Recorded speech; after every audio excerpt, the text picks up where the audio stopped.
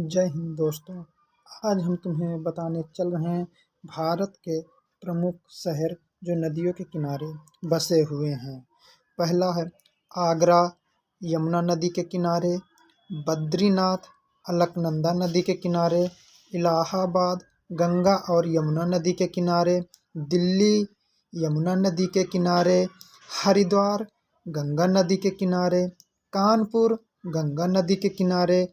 अयोध्या, सरयू नदी के किनारे। कोलकाता, हुगली नदी के किनारे। लखनऊ, गोमती नदी के किनारे। डिब्रूगढ़ और गुवाहाटी, ब्रह्मपुत्र नदी के किनारे। नासिक, गोदावरी नदी के किनारे।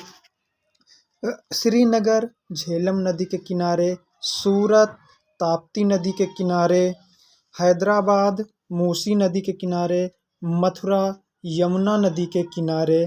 जमशेदपुर, स्वर्णरेखा नदी के किनारे। अहमदाबाद, साबरमती नदी के किनारे। गोरखपुर, राप्ती नदी के किनारे। श्रीरंगपट्टनम, कावेरी नदी के किनारे। जौनपुर, गोमती नदी के किनारे। ओरछा, बेतवा नदी के किनारे। उज्जैन, क्षिप्रा नदी के किनारे। वाराणसी, गंगा नदी के किनारे आदि प्रमुख शहर हैं। ये किसी न किसी पेपर में पूछे जाते हैं जो नदियों के किनारे प्रमुख बसे शहर हैं। धन्यवाद।